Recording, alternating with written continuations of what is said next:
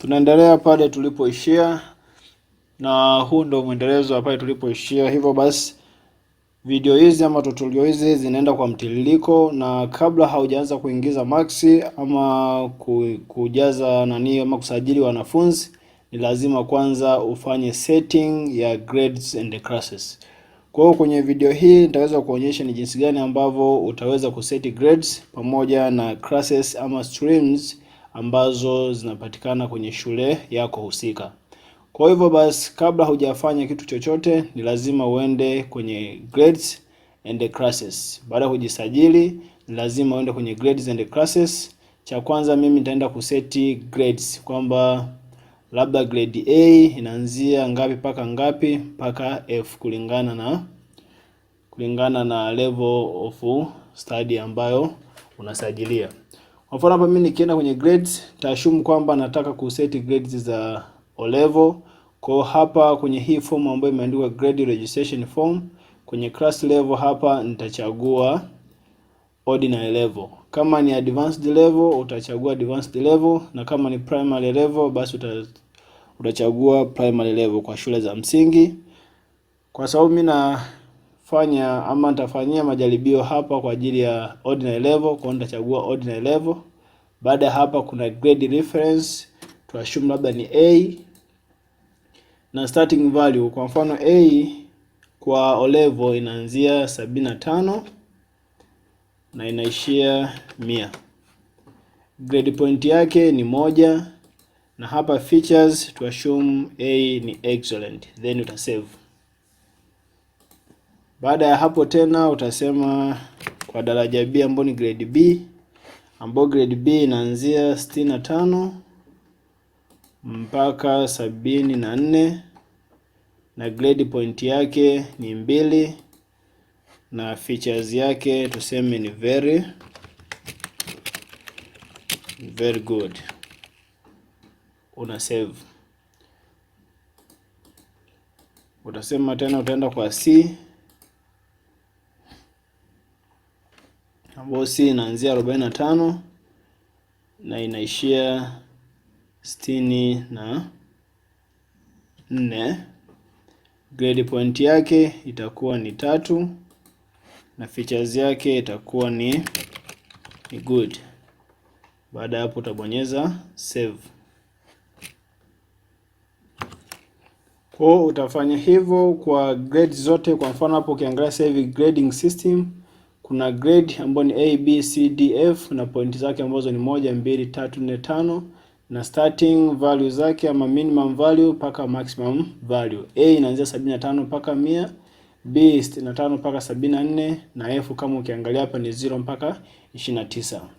Kwa hiyo hizi grade ili ziweze kutumika ama kufanyika hasa unapokuwa unaingiza matokeo, make sure hili kufuli limefunguka kama jinsi inavyoonekana. Ikatokea hili kufuli limefungwa hivi, tafsiri yake hii grade A haitotumika. Ikitokea kuna mwanafunzi amepata 75 kati ya 75 mpaka 100, haitomwekea grade yake kwa sababu grade huko itakuwa imefungwa. Kwa hiyo make sure unapokuwa unafanyia kazi, make sure hizi grade ziko unlocked. Na kama ikatokea labda kuna grade ambayo umeikosea, una uwezo wa kuidelete. Kwa mfano labda kama umekosea hii F, utabonyeza, utaidelete. Ukishaidelete, tafsiri yake ukishaidelete itabidi useti grade nyingine. Kwa hiyo utafanya hivyo kwa A level, primary. Kama una A level kwenye shule yako basi utaweka, kama una primary level utajaza zile grade zile. Baada ya kumalizana na grades utaenda kwenye classes. Ukishaenda kwenye classes, na penyewe utasema labda form 1 kuna stream A, B pamoja labda na C. Unakuwa unatenganisha kwa hizi koma kwamba A, B, C, kwamba hili ndio mikondo ambayo inapatikana kwa darasa la form 1. Utasave. Utakuja the same applied to form 2. Utasema labda na penyewe ni ABC, utasave. Utachagua form 3 na penyewe utasema labda tu ni AB, utasave. Utachagua form 4 na vile na penyewe ni AB uta save. Kwa hiyo ukiangalia huku streams zote zimeshajazwa kwa darasa kwa form 1, form 2, form 3, form 4. Usipojaza hizi grades wakati unataka kusajili wanafunzi itakugomea, kwa sababu itaangalia kwanza kama streams tayari zimeshajazwa. Kama haitoona kwamba kuna stream zimejazwa kwa darasa husika, itakukatalia kusajili wanafunzi. Kwa mfano hapa tumesema labda ni ABC mikondo kwa form 2. Ikatokea ukasajili wanafunzi wa form 2 ambao labda stream zao ni D. Itaangalia je, hiyo D inapatikana kwenye hii listi. Kama haitokuwepo, tafsiri yake itakugomea kumsajili mwanafunzi ambaye ameambiwa mkondo wake ni D. The same applied na hapa. Kama utakuwa umekosea ku set hizi grades, unaweza ka delete na hizi streams unaweza ka delete kama jinsi inavyoonekana, ukao sajili stream zingine kwa darasa husika. Pia hapo ukiangalia kuna madarasa mengine, ukishuka huko chini kuna primary ambao kuna kindergarten, standard 1, standard 7 na kuendelea. Lakini ukiangalia hapa katika hii orodha hakuna form 5 pamoja na form 6. Form 5 na form 6 hakuna kwa sababu wao huwa wanaenda kwa combination. Baadaye kwenye video zinazofuata tutaangalia ni jinsi gani utasajili masomo na jinsi gani utaweza kutengeneza combination za masomo husika kwa ajili ya shule yako.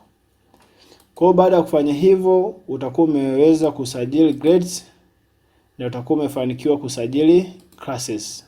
Kwa mtindo huu sasa unaruhusiwa kuendelea kwenye hatua inayofuata. Hatua inayofuata kwenye video inayofuata tutaangalia sasa ni jinsi gani ambavyo utaweza kusajili masomo na jinsi gani ambavyo utaweza kutengeneza combination. Kwa hiyo kabla hujaanza kusajili wanafunzi, kabla hujaanza kuingiza marks, make sure grades and the classes zimekuwa saved.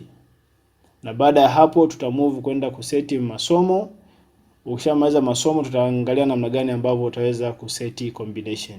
Asante kwa kunisikiliza, endelea kufuatilia video inayofuata. Asante.